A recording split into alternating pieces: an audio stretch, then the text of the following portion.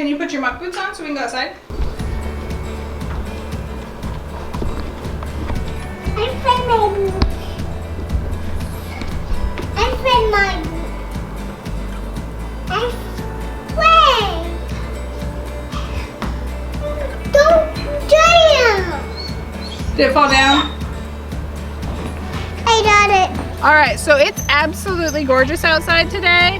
It is only early April, but I just can't help myself. I have got to get out into the garden. It's still dipping below freezing at night, but I want to get my soil warmed up, and we have some row covers. So some of my cold weather crops could totally handle being in the soil now if I can get the soil warm enough to not shock the roots. So we're gonna do a couple things in the garden today to see if we can get some soil warmed up to get some stuff out there, and we're bringing y'all along. Hope you enjoy. All right, so I have a couple different methods, actually three, that I want to try to get the soil warmed up so that we can get seeds in a little bit sooner. The first, I'm going to take some heavy black plastic, these contractor trash bags. I'm going to cover the row. That should do two things for me. It should get any weed seed that's in here to germinate, sprout, and then die, because it won't get to grow. And it will also heat the soil, which is what will get those weed seeds to germinate. I'm going to leave this one on for about 2 weeks. So this isn't a fast. It may actually end up going for a month so that they actually die. But for today, I'm going to cover it and start the process of heating up the soil. Do you want to help Mama hold this, Rose? Hey, will you take this and go that way? Go towards the cattle panel, because that's where I want it to go. All right, now you can stop. Yes, that box. All right, now leave the box. We're gonna put the bags on this dirt. So we gotta open up. We're gonna put our bags on the dirt.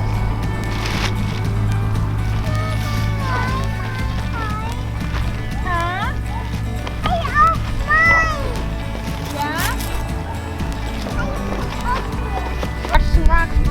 Thanks, bub.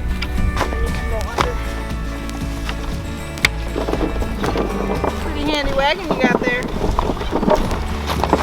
We want to set the bag as wide as we can get it. You can get one down on that side.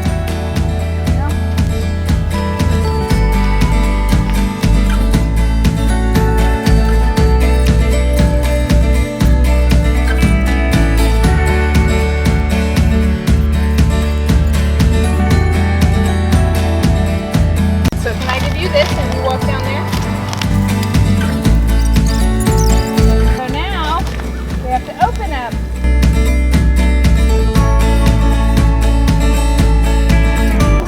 Just make sure we have overlap so no green can come to the center, okay? So let them overlap.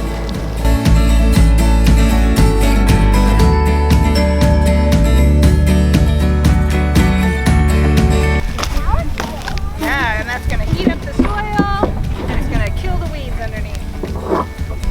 So this is our first row. The sun's gonna heat it up. We're gonna get the weed seed to sprout, germinate, and then die for its lack of sunshine. And we have really bad wind out here, so hopefully these rocks keep it down. We'll keep an eye on it. We have plenty of rocks to come back and add more. But anyway, I'll show you our next method. This is location number 2, and I'm staring in the sun, so I'm not angry. It's just my face with the sunshine. This is location number 2, and we actually put this one out maybe a week ago? I think it was a week ago. And we have radishes underneath it up there. Radishes don't mind the cold, and they really don't take very long to grow. On the 24th, when the little two and I put all those seeds out to sprout, we had a really old packet of radishes, and we put it in a pretty planter that we have in the house. And radishes grow rapidly, and they did. And I was really surprised. Anyway, I'm getting ready to check the radishes, and this would keep the plants underneath it, so I can get down to 25, and it will keep the plants underneath it from freezing. And then when you double it over, you increase the temperature that it can handle. So I have this 4 times over just to cover this, and I have it really close to the soil with a few rocks near the radishes to keep it up in case the greens really took off, so they're not being crushed by this plastic. As you see the big log, there's nothing planted on this end. I was just holding it down. And so this end should be warmed up. So anyway, let's go peek at those radishes. Time to check the radishes. Ah, they're doing so good. All right, so let's not kill them with this cloth. See, we have several growing, coming up all around. Hooray, hooray. Oh, here's a bunch, some big ones. Let me grab this. Sorry if this gets rocky. Got radishes there, all along through here. And these guys just growing happily underneath. It was 17 degrees one night, and they still survive apparently. Wasn't really sure they were going to survive that night. I wasn't actually banking on this food either, so it was worth the experiment. I guess this will be what you call a bumper crop, should they come to fruition. May put the broccoli in right there, because broccoli likes cold weather too. What you doing, Ro? Are you writing chipper? All right, so we're at the other end. The radishes are down there, and on this end I'm going to plant broccoli. We started the broccoli in the house, in that little greenhouse we have in our dining room, on the 24th. And so today is the 6th, so it's been going for 2 weeks, 12 days. And it's getting really tall and spindly, and so it needs moved to its next stage.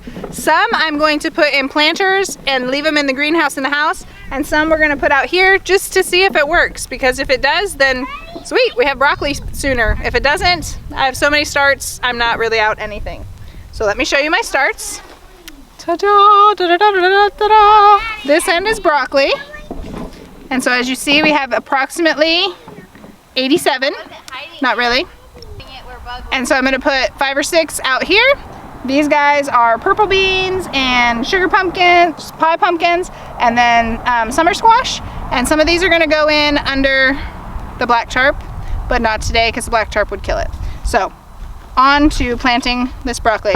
And to show you what to do, or what we do, these guys are more resilient than you think. Not quite as resilient as a dandelion that you can mow off and it just keeps coming back.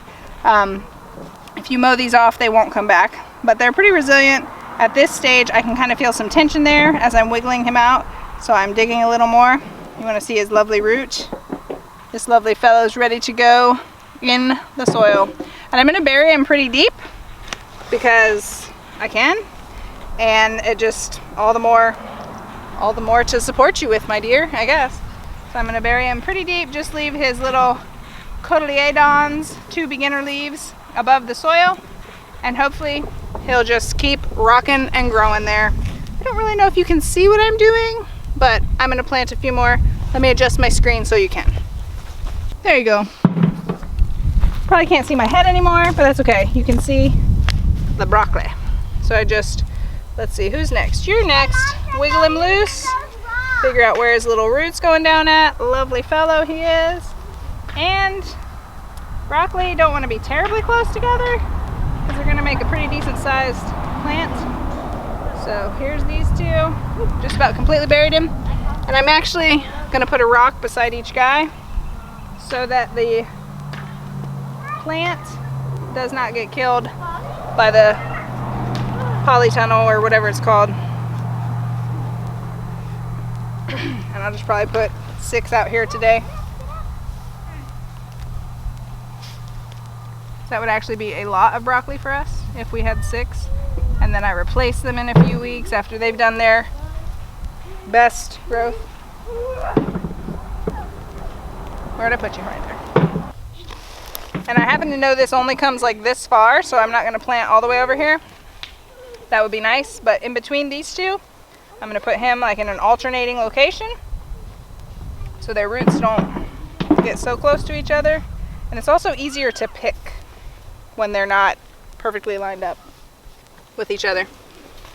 Grabbing a rock. Broccoli leaves are really big, like you would, and edible actually. They taste like broccoli. Not surprising at all, but they are huge. They'd make a great sun hat, wouldn't they, man? Boom, boom. So next guy right here. That makes broccoli plant number 5. You rocks, Mom, for us. Thank you, baby. A nice and heavy one. I love your help. I want to try to. Okay, I'm gonna put Look our at- broccoli. Right here in this rock. Oh my word, that's a heavy one. Maddie was just remarking, broccoli leaves taste a lot like kale. She's right. You can make like broccoli chips. Like some people make kale chips. We are those people. I love kale Oh, look who I found! A lovely earthworm. That's such a good sign for the soil. Can I please? Move on, Mr. Can I Earthworm. hold it? Sure, you can have it. Put him back in the dirt when you're done Huh. telling him hello. Welcome back. It's been a long winter, hasn't it, Mr. Earthworm? You're done with him? So the earthworms are super exciting to us because we have lived places before where the soil is so dead that you don't find any bugs whatsoever in the dirt. And here, it's amazing how fertile this soil is. Everywhere you look, there are earthworms aplenty. So that is a good And sign. You want earthworms. That means you have life in your soil. What? And Really? they aerate. Or- So I have 6 planted. That's enough for my little spring experiment.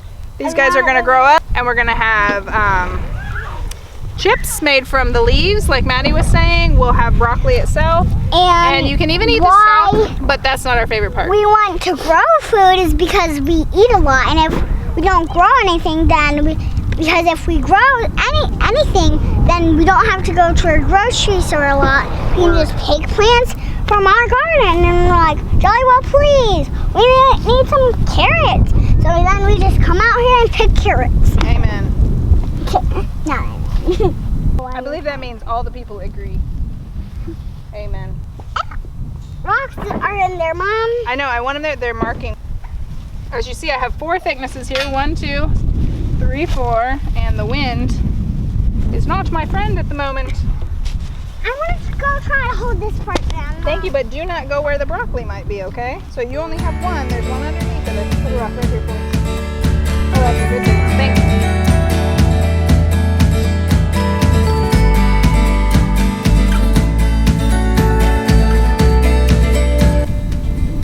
Over there, I think you can see they're bringing that wagon. Super exciting. Avery and Kaisik built that wagon. Mostly Kaisik, just with the guidance of Ave. And when Kaisik finished it, he said, Mom, this is the perfect rock hauling wagon. So today, we're giving his wagon a run for its money.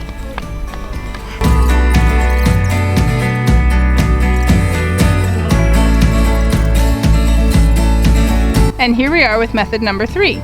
This is our raised bed that we have all this garlic planted in. You can surely see those greens coming up. And I went to put some lettuce starts, some little sprouted seed, in the other end this morning, but the ground was still frozen to my touch. Couldn't dig in it, it was frozen. So I have these old windows that I found by the roadside and brought home. Avery was so happy. And they're acting as a greenhouse, concentrating that sun's energy, and I'm hoping warming it up today. So this is method number 3, heating up the soil with some glass over top of it, just kind of intensifying the sun's heat, concentrating it, not letting it escape. And then I will plant in the soil once it's warm enough, and then cover it with some white polytunnel to keep it warm in the evenings. I brought these out here about 2 hours ago and set them over. This, the soil was literally like frozen. I couldn't get my fingers very deep. So I'm gonna dig in right now and see what they're feeling like after 2 hours of the heat of the day. Oh, I can already tell it's different. I have moisture down here and my fingers are going way in. It's still cold, so I'm not gonna try and put the salad greens in, but it's definitely thawed. I'll check down a little further. There we go, yep, still cold, but thawing out for sure. Yay! Science for the win. Down here, might be out of my camera shot, sorry. And this is definitely still cold, but not frozen anymore. So that is fantastic. This, ironically, it's a little colder here, and this glass is covered in dirt, so I wonder if that makes a difference. I will clean that off and get that dirt warming up. So here's window number 2, and as I was saying, it's colder under here, and I also noticed that this window is much more covered in dirt. While I was moving the camera, Mazra got busy cleaning it off, but the sun's rays can't get through it, I'm assuming, and that's why this end's dirt is colder. So I'm gonna clean this guy off and see if we can't intensify the light going through.